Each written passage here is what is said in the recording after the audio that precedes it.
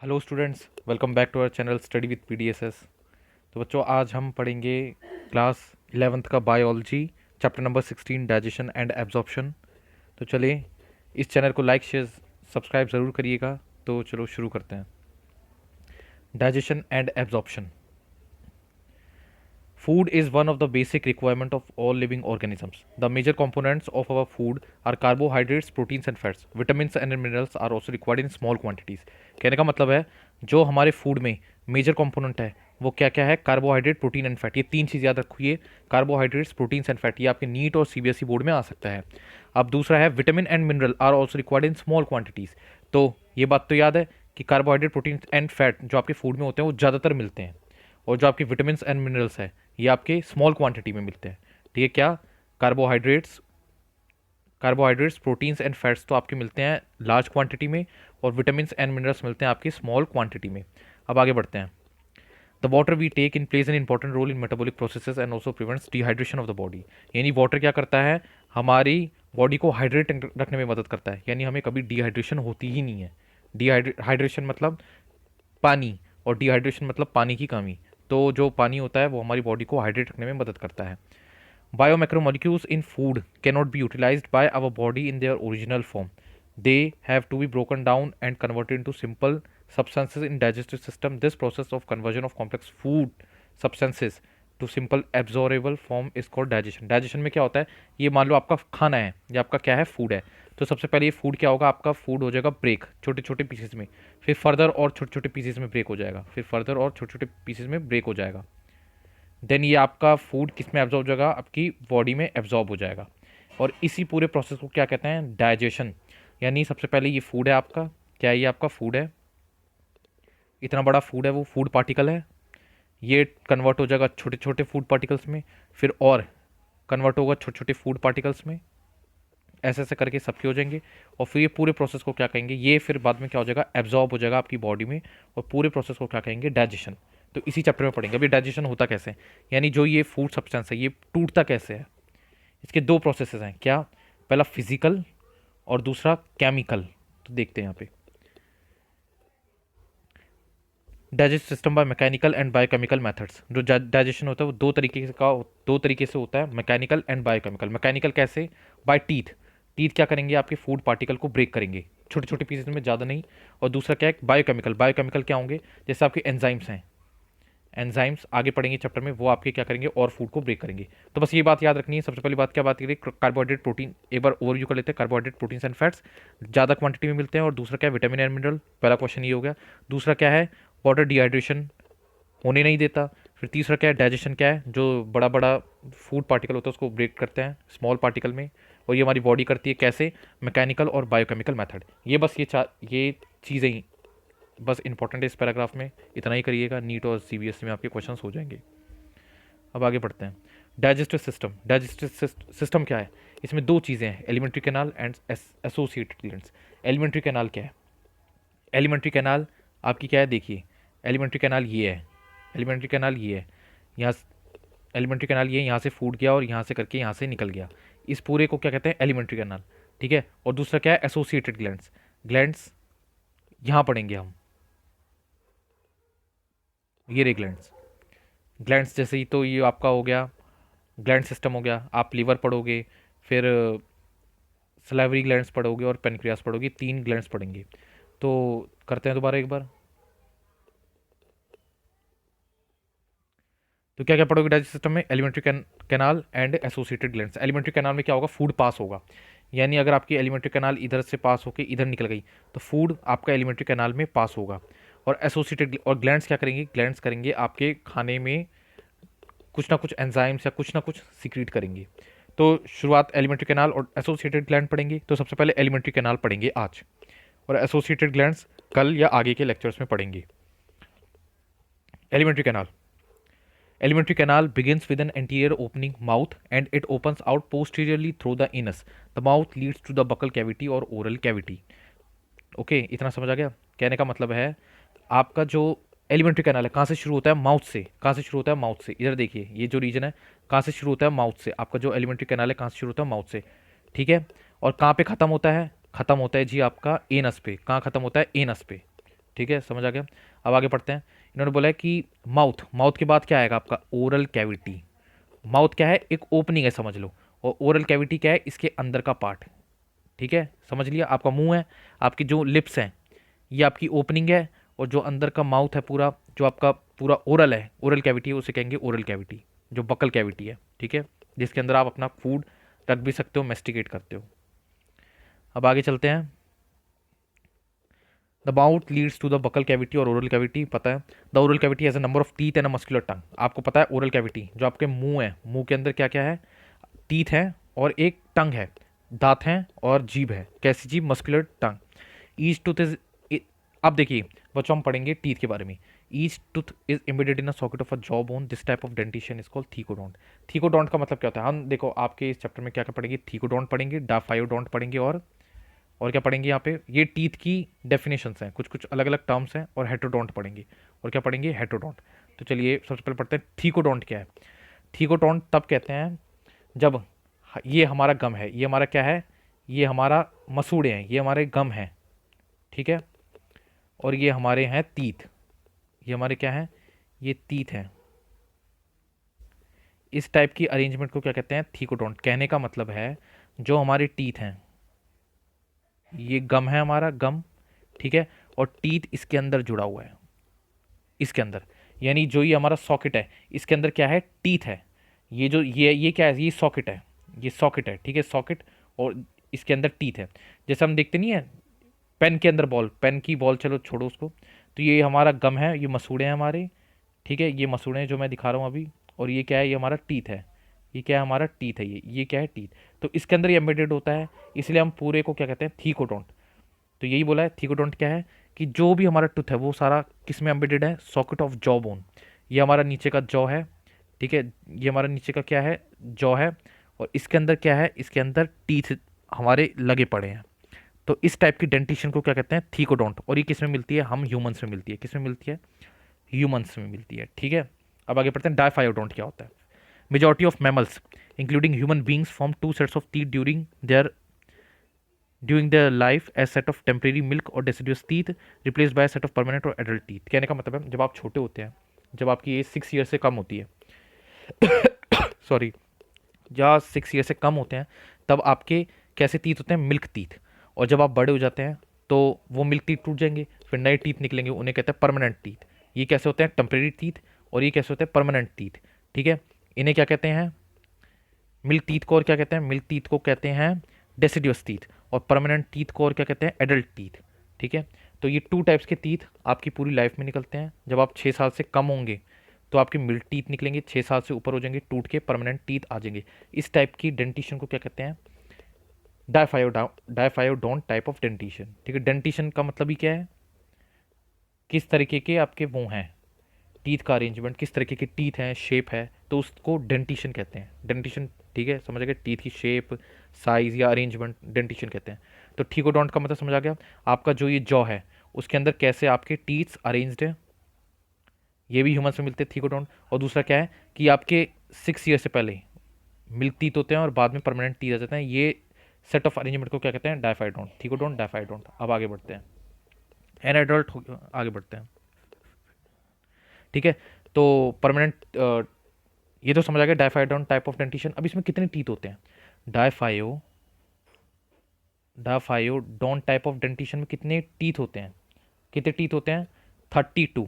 देखिए सब में नहीं निकलते, किसी किसी में 32 निकलते हैं, बहुत कम रेयर होते हैं। वैसे 32 की स्पेस होती है आपकी, तो कितने टीथ होते हैं, 32। ठीक है, अब कैसे कैसे ये 32 कैसे होते हैं, ये सारे के सारे डिफरेंट होते हैं। कैसे होते हैं, डिफरेंट, कोई ऐसी शेप का होगा, कोई ऐसी शेप का होगा, कोई ऐसी शेप का होगा, कोई ऐसी शेप का होगा। तो सारे के सारे क्या हैं, ये डिफरेंट होंगे। इसलिए इस टाइप की डेंटिशन को क्या कहते हैं, हेट्रोडोंट। ठीक है, तीन पढ़ी, सबसे पहले क्या, थीकोडोंट। थीकोडोंट में क्या है कि सारे के सारे जो टीथ हैं आपके जॉ बोन के अंदर अरेंज्ड होंगे, सारे के सारे टीथ आपकी जॉ बोन के अंदर अरेंज्ड होंगे ऐसे ऐसे। फिर डायफायोडोंट क्या है कि आपकी 6 साल से उम्र कम होगी तो मिल्क टीथ होंगे, यहाँ टूट जाएंगे दांत और फिर परमानेंट टीथ आ जाएंगे। अब हेट्रोडोंट टाइप ऑफ डेंटिशन में क्या होता है कि जो आपके टीथ होंगे, जो आप मैच्योर हो जाएंगे, जब आप मैच्योर हो जाएंगे तो आपके सारे टीथ की जो शेप है वो क्या होगी, डिफरेंट, क्या होगी, डिफरेंट। ठीक है, टीथ की शेप क्या होगी, डिफरेंट। इसी टाइप को डेंटिशन को कहते हैं हेट्रोडोंट। अब कैसे कैसे होंगे देखिए, कौन कौन से टाइप के टीथ होंगे, इंसीजर, कैनाइन, प्रीमोलर, मोलर, ये तीन चीज़ याद रखो। Incisor, canine, premolar, molar. ICPM, ICPM याद रखिए, ICPM, incisor, canine, premolar, molar. अब ये होते क्या है, देखिए इधर देखिए, ये है इंसीजर, ये जो दो दांत दिखाई दे रहे हैं आपको, ये क्या है इंसीजर, ये क्या है इंसीजर, ये क्या है इंसीजर। फिर ये है एक कैनाइन, ठीक है, दो दांत इंसीजर है, एक कैनाइन है। फिर ये तीन, नहीं सॉरी, टू प्रीमोलर है, और ये तीन क्या है, मोलर, ठीक है, तीन क्या है, मोलर। तो ऐसे ही आपका नीचे का जबड़ा होगा, नीचे का जॉ होगा, ऐसे ही ऊपर का जॉ होगा। जो ये वाला जॉ है, ये जो हाफ पार्ट है, ये हाफ पार्ट है, ये नीचे का है। अब ऐसे ही ऊपर का होगा, तो इसलिए हम 2 1 2 3 ये लिखते हैं, और ये आपका क्या है, डेंटल फॉर्मूला। एक बार दोबारा देखिए, आपका क्या है, heterodont type of dentition. Heterodont यानी आपके जितने भी सारे टीथ हैं वो डिफरेंट होंगे, जैसा कि दिख रहा है, incisor, canine, premolar and molar, इसे कहेंगे आईसीपीएम। और ये रूल क्या है, डेंटल रूल। कैसे देखिए, इंसीजर कितने हैं, 1 2 है, कैनाइन कितने हैं, 1, प्रीमोलर कितने हैं, 1 2, और मोलर्स कितने हैं, 1 2 3, ठीक है। ये आपका नीचे का जॉ है। अब ऐसे ही ऊपर का जॉ होगा, कितना, 2 1 2 3, ये नीचे का जॉ हो गया, ये ऊपर का जॉ होगा। तो ये क्या होगा आपका डेंटल फॉर्मूला, ठीक है। कितना हो गया, 2 1 2 3, 2 1 2 3। अब ये क्या है, ये नीचे का जॉ है, ये ऊपर का जॉ है, तो ये तो 1/2 हो गया, इंटू 2 कर देंगे तो आपका क्या आ जाएगा, पूरा आ जाएगा, ठीक है। कितना हो गया, 2 1 2 3, 8, 8 नीचे 8 ऊपर। अब ये तो हाफ का था, अब हाफ का कितना हो जाएगा, इंटू टू कितना हो जाएगा, 16 16। तो कितने हो गए टोटल, 32, ठीक है। समझ आ गया कैसे, 2 1 2 3, 2 1 2 3। ये क्या है, हाफ लोअर, हाफ अपर, ये क्या है, हाफ लोअर। अब कंप्लीट करने के लिए क्या करेंगे, यहाँ पे प्लस कर देंगे हाफ, और यहाँ पे भी 2 1 2 3। कितने हो गए टोटल, टोटल 32। समझ आ गया, ये है डेंटल, इसे क्या कहते हैं, डेंटल फॉर्मूला कहते हैं। इसे याद रखिएगा, क्या आने वाला है, इसे याद रखिएगा, ये आके नीट या सीबीएसई में आ सकता है। Hard swing surface of teeth made up of enamel, ये भी आ सकता है। क्या इनेमल क्या होता है, जो टीथ के ऊपर बना होता है, ये टीथ है आपका, इसके ऊपर क्या होगा, इनेमल की लेयर होगी। क्या होगी, इनेमल की लेयर, जो वाइटिश लेयर दिखती है आपको इनेमल की, ये जो वाइटिश लेयर दिखती है इनेमल की होती है, ठीक है। ये वाइटिश लेयर क्या होती है, इनेमल की। तो टीथ के ऊपर इनेमल होता है, और ये सबसे क्या है, सबसे हार्ड सब्सटेंस होता है। काम क्या करता है, मेस्टिकेशन ऑफ फूड, यानी फूड को तोड़ने में। मेस्टिकेशन का मतलब तोड़ना। Tongue is freely movable muscular organ attach to the floor of the oral cavity by frenulum, ठीक है। मान लो ये टंग है आपकी, टंग है, और ये क्या है आपका, मुंह है, ये मुंह है और आपकी टंग है। तो यहाँ पे एक क्या होता है, फ्रेन्यूलम टाइप का होता है, जो क्या करता है, टंग को माउथ से अटैच करता है, जो क्या करता है, टंग को माउथ से अटैच करता है, ठीक है। देखिए कैसे, देखिए ये आपकी क्या है, टंग है, और ये क्या है आपका, माउथ है, ठीक है। तो यहाँ पे क्या होगा, एक फ्रेन्यूलम होगा, पीछे की तरफ देखिएगा, जो टंग के नीचे दिखेगा, जो आपको क्या करेगा, टंग से अटैच करेगा, इसे फ्रेन्यूलम। तो देखिए क्या बोला है, टंग कैसे attached, oral cavity by frenulum. Upper surface of tongue has small projections called papillae of which bear taste bud. कहने का मतलब आपकी टंग के ऊपर क्या होता है, पेपिले होते हैं, कुछ छोटे छोटे पेपिले होते हैं, कुछ छोटे छोटे क्या होते हैं, पेपिले होते हैं। क्या होते हैं, छोटे छोटे पेपिले। और उनके अंदर क्या होता है, उनके अंदर आपका होता है टेस्ट बड। उनके अंदर क्या छिपा होता है, टेस्ट बड। ये बात याद रखने वाली है बस, ठीक है। ये टंग है, इसके ये क्या है, ये पेपिले हैं, और इसके अंदर क्या है, टेस्ट बड। ये क्या है, टेस्ट बड, ठीक है।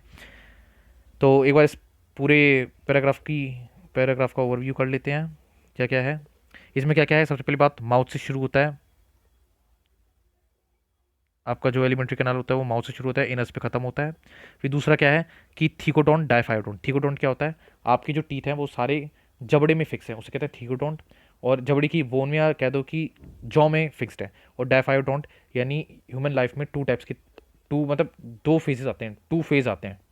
पहला फेज़ क्या होता है, जो 6 साल से पहले का आता है, उसमें मिल्क टीथ आते हैं। और दूसरा फेज़ क्या होता है, जो 6 साल के बाद होता है, उसे परमानेंट टीथ कहते हैं, ठीक है। अब आगे आते हैं, हेटेरोडोंट टाइप ऑफ डेंटिशन क्या है। हेटेरोडोंट, हेटेरोडोंट कुछ भी नहीं है जिसमें सारे टीथ अलग होते हैं, incisor, canine, premolar and molar. और इनके अरेंजमेंट कैसी है, 2 1 2 3 जैसा बता दिया। फिर आता है यहाँ पे इनेमल। इनेमल की बात आती है। इनेमल क्या है, हार्ड सब्सटेंस है, जो किसके ऊपर होता है, टीथ के ऊपर होता है, और मेस्टिकेशन ऑफ फूड में मदद करता है। फिर आता है टंग।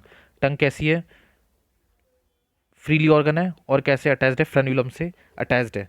फिर पपीले हो गया, जो टंग के ऊपर होता है, और पपीले के अंदर क्या होता है, टेस्ट बड। देखिए क्या होता है, ये पपीले है, ठीक है, और इसके अंदर होगा टेस्ट बड। इसके अंदर क्या होगा? Taste bud. बाहर क्या होगा? पपीले, और अंदर क्या होगा? Taste bud.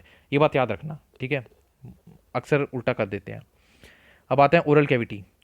Oral cavity leads to a short pharynx which serves as a common passage for food and air. The esophagus and a trachea open into the pharynx. A cartilaginous flap called epiglottis prevents the entry of the food into the glottis.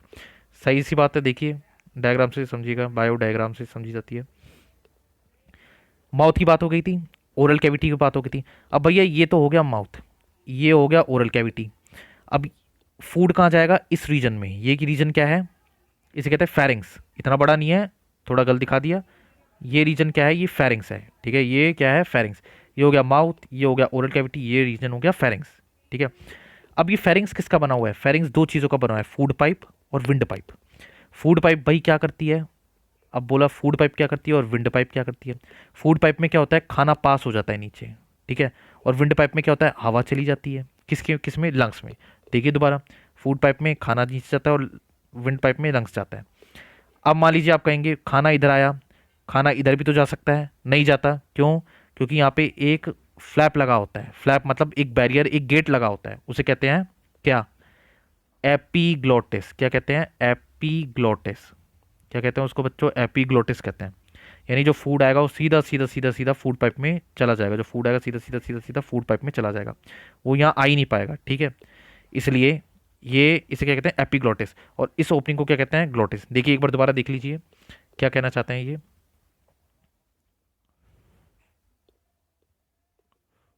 ध्यान से देखिए, ध्यान से। ये pharynx है, ठीक है? यहाँ से दो ओपनिंग हो गई, ये हो गई फूड पाइप और ये हो गई विंड पाइप। ये हो गई फूड पाइप, ये हो गई विंड पाइप। यहाँ पे क्या होता है? एक गेट, यहाँ पे क्या होती है? एक ओपनिंग होती है, इसे कहते हैं ग्लोटिस, ठीक है? ओपनिंग होती है, इसे क्या कहते हैं? ग्लोटिस। इसे क्या कहते हैं? ग्लोटिस। यानी एक पाइप का छेद, एक पाइप का जो छेद है, जो ओपनिंग है, उसे क्या कहेंगे? ग्लोटिस कहेंगे। इस ओपनिंग को क्या कहेंगे? ग्लोटिस। और इसके ऊपर एक कवरिंग है, उसे क्या कहेंगे? एपीग्लोटिस। यानी दो चीजें हैं, ग्लोटिस और एपीग्लोटिस। ये क्या है? ग्लोटिस क्या है? ग्लोटिस है आपकी, ग्लोटिस है आपकी ओपनिंग, और उसके ऊपर जो एक परत है, जो एक लेयर है, उसे कहेंगे एपीग्लोटिस। और वो क्या है? एक फ्लैप है, जो खाने को इधर ना आकर किधर करेगी? खाने को कहाँ भेजेगी? खाने को सीधा भेज देगी, ठीक है? समझ आ गया? इधर फूड पाइप में। अब आगे पढ़ते हैं।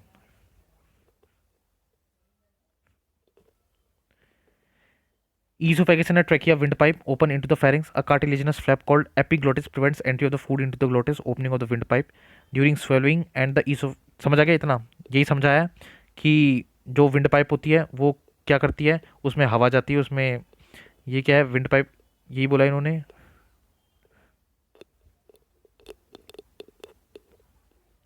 इसमें क्या आएगी? एयर जाएगी, और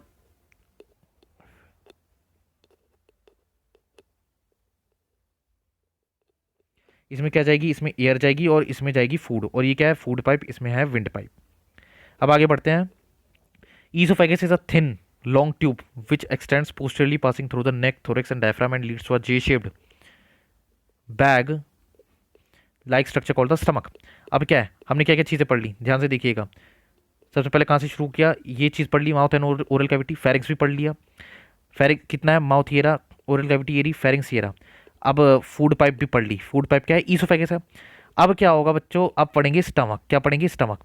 तो यही बोला इन्होंने, क्या हुआ? फूड यहाँ से आया, यहाँ से आया, यहाँ से आया। सबसे पहले माउथ, ओरल कैविटी, फेरिंग्स, फिर फूड पाइप, फिर कहाँ आ गया? फिर यहाँ स्टमक में आ गया। और स्टमक कैसा होता है? जे शेप्ड। कैसा होता है? जे शेप्ड। याद रखना, सीबीएसई में आएगा और वो नीट में भी आएगा। तो यही बोला, जे शेप्ड ऑर्गन स्टमक में चला जाता है। अब स्टमक क्या है? यानी फूड आएगा, फूड ईसोफेगस से आएगा और स्टमक के अंदर एंटर कर जाएगा। अब यहाँ पे देखिए, a muscular sphincter gastroesophageal regulates the opening of the esophagus into the stomach. The stomach, located in the upper left portion of the abdominal cavity, has four parts: cardiac, fundic, body and pyloric, which opens into the first part of the small intestine. ठीक है, देखिए आपको diagram के through समझाऊंगा क्या लिखा है।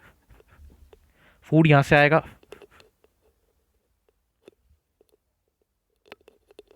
Food enter करेगा यहाँ से, और ये स्टमक है, ये कैसा? जे शिफ्ट। पहली बात तो यहाँ याद रखिए, जे शिफ्ट है। कैसा है ये? जे शिफ्ट। अब इसमें भी चार पार्ट होते हैं। कितने पार्ट हैं? याद रखिएगा, 4 पार्ट। पहला क्या है, fundic, cardiac, body body sorry body, pyloric.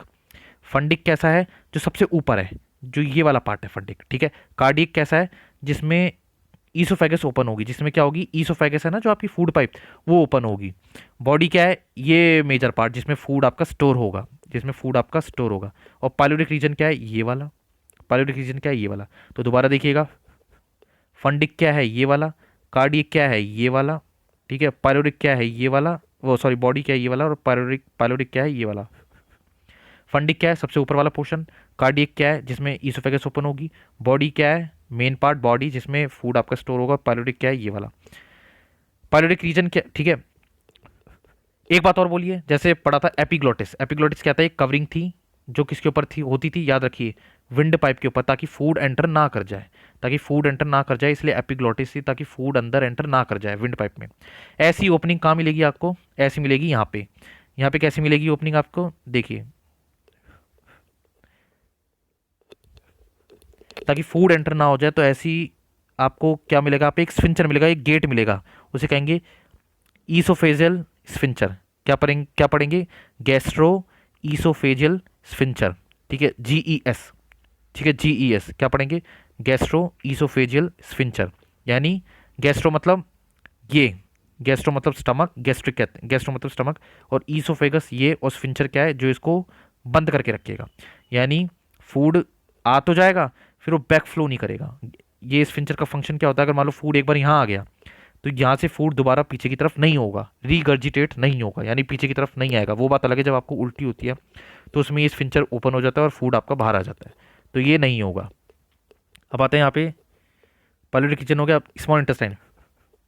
Small intestine is a distinguishable into a three region C-shaped duodenum, long coiled middle portion jejunum, and a highly coiled ileum. The opening of the stomach into the duodenum is guarded by a pyloric sphincter. Ileum opens into the large intestine. It consists of a cecum. बात हो गई। अब यहाँ पे आते हैं, ठीक है। एनसीईआरटी की लाइन इजीली समझा रहे हैं, समझिएगा भैया। देखिए, ये पाइलोरिक रीजन था आपका, ये वाला पाइलोरिक रीजन था। अब क्या है, अब आप आ गए यहाँ ड्यूडेनम। ये ड्यूडेनम स्मॉल इंटेस्टाइन के 3 पार्ट है, ड्यूडेनम, जेजुनम और इलियम, 3 पार्ट है। ये कैसा पार्ट है, सी शेप्ड कह लो, ठीक है। कैसा है, C shaped.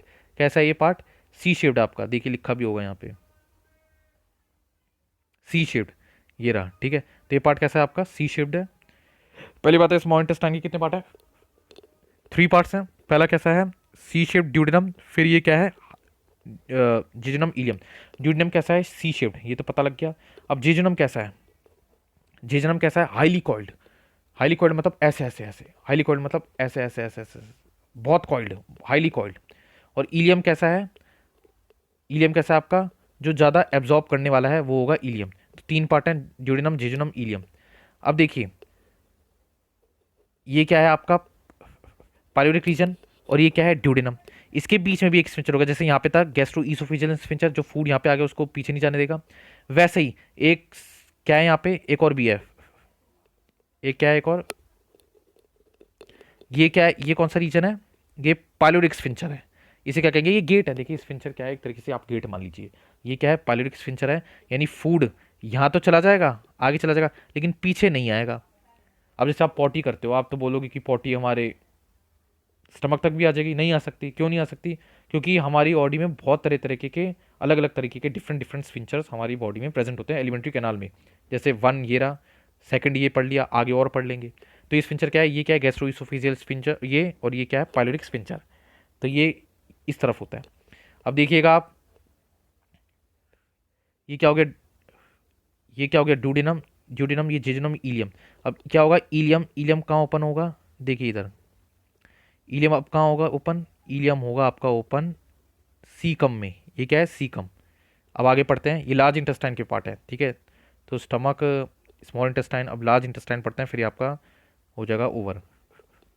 Cecum is a small blind sac which hosts some symbiotic microorganisms. A narrow finger-like tubular projection, vermiform appendix, which is a vestigial organ, arises from the cecum. The cecum opens into the colon. Colon is divided into 4 parts: ascending, transverse, descending, and sigmoid colon. The descending part opens into the rectum, which opens out through the anus. देखिए simple सी बात है, इसमें क्या लिखा है NCERT में,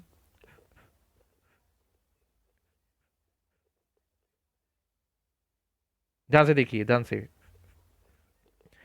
अब ये क्या है, ये आपका पार्ट हो गया इलियम। अब इलियम किस में घुसेगा, सीकम में। ये क्या है, सीकम। फिर सीकम से कहाँ जाएगा, ये क्या है, ये आपकी कोलोन। कैसी है, असेंडिंग कोलोन। देखिए कैसे, ये हो गई असेंडिंग, ये हो गई ट्रांसवर्स, ये हो गई डिसेंडिंग, और ये हो गई सिग्मॉइड। ठीक है, ये चार पार्ट हैं इसके। कैसे कैसे देखिए, ascending, transverse, descending and sigmoid. ठीक है, ये चार पार्ट है मेजर। ठीक है, तो सबसे पहले सीकम पढ़ते हैं। यहाँ से क्या है, यहाँ से घुसेगा इलियम से। इलियम से फूड कहाँ घुसेगा, जो सीकम है, सीकम की तरफ। ठीक है, सीकम कैसा है, एक तरफ से बंद है और एक तरफ से खुला है। कहते हैं ना ब्लाइंड सेक, पढ़ा होगा एक बार, आप अपनी एनसीईआरटी जरूर खोल के बैठिएगा यहाँ पे क्लास में। ब्लाइंड सेक, ब्लाइंड सेक का मतलब क्या होता है कि जो आपका सीकम है, ऐसे एक तरफ से बंद है और एक तरफ से खुला हुआ है। ठीक है, जैसे कि ये इधर से बंद है और इधर से ओपन है, इस चीज़ को कहते हैं ब्लाइंड सेक। यानी जैसे आपका बॉटल होती है, एक तरफ से बंद एक तरफ से खुली, इसे कहते हैं ब्लाइंड सेक टाइप स्ट्रक्चर। ठीक है, तो वैसे ही है। तो देखिए, एक तरफ से बंद है एक तरफ से ओपन है, एक तरफ से बंद है एक तरफ से ओपन है। अब फूड कहाँ जाएगा, असेंडिंग कोलोन। फिर कहाँ जाएगा, ट्रांसफर्स कोलोन। फिर कहाँ जाएगा, डिसेंडिंग कोलोन। फिर कहाँ जाएगा, सिग्मोइड कोलोन। तो कोलोन के बाद फिर कहाँ जाएगा, रेक्टम। ठीक है, रेक्टम जहाँ पे स्टोर होता है, जो आपकी पॉटी है वो वहाँ रिस्टोर होती है। ठीक है, फीसिस पॉटी वहाँ स्टोर होती है। और आखिरी में एनस के थ्रू निकल जाएगा बाहर। समझ आ गया। अब एक बार और स्फिंक्टर पढ़े थे, एक बार देख लेते हैं। यहाँ पे कौन सा स्फिंक्टर होता है, गैस्ट्रो ईसोफेजियल स्फिंक्टर। यहाँ कौन सा होता है, पाइलोरिक स्फिंक्टर। और यहाँ पे कौन सा स्फिंक्टर है, सॉरी,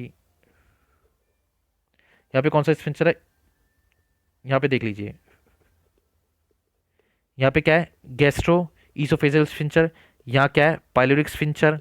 ठीक है, और यहाँ क्या है, इलियो सीकल वेल्व। यह भी शायद एनसीईआरटी में नहीं है, लेकिन याद रखने के लिए रख लीजिए, इलियो सीकल वेल्व। यहाँ पे वेल्व है, छोड़िए इसको मत याद रखिए। दो यहाँ पे दो स्फिंक्टर याद रखने के लिए बोले हैं, ये वाला और ये वाला, बस। तो एक बार रिवाइज कर लेते हैं आज क्या है ये। ओरल कैविटी, ओरल कैविटी में टू पार्ट्स आ जाते हैं, क्या, ईसोफेगेशन ट्रैकिया। ठीक है, ईसोफेगेशन ट्रैकिया। तो और आपको क्या क्या पढ़ा दिया, ग्लोटिस के बारे में पढ़ा दिया, opening of the wind pipe. उसको कवर कौन करता है, उसको कवर करता है क्या, एपिग्लोटिस। ठीक है, उसको क्या करता है, कवर करता है एपिग्लोटिस। अब जे शेप्ड आपका हो गया स्टमक, स्टमक भी पढ़ा दिया। स्टमक के क्या पढ़ा है, चार पार्ट पढ़ा है। ये जो अब हाईलाइट कर रहा हूँ ये देखना, cardiac, fundic, fundic, body and pyloric, चार पार्ट हो गए। फिर यहाँ पे आता है स्मॉल इंटेस्टाइन, स्मॉल इंटेस्टाइन के तीन पार्ट हो गए। कौन कौन से हो गए, ड्यूडेनम, जेजुनम एंड इलियम। ठीक है, अब आते हैं सीकम। सीकम के भी कितने पार्ट हो गए, सीकम का तो एक ही है, कोलोन के कितने पार्ट हैं, चार पार्ट है कोलोन के। कौन कौन से, ascending, transverse, descending and sigmoid. और इनस के थ्रू निकल निकल जाता है। तो बच्चों आज के लिए बस इतना ही। बाकी का जो लेक्चर है आपका वो आगे के पार्ट्स में आएंगे। तो इस चैनल को लाइक, शेयर और सब्सक्राइब जरूर कर लीजिएगा। और जब आप मेरे साथ पढ़ रहे हो तो अपनी एनसीईआरटी जरूर खोल के बैठिएगा। और तो thank you for watching this video.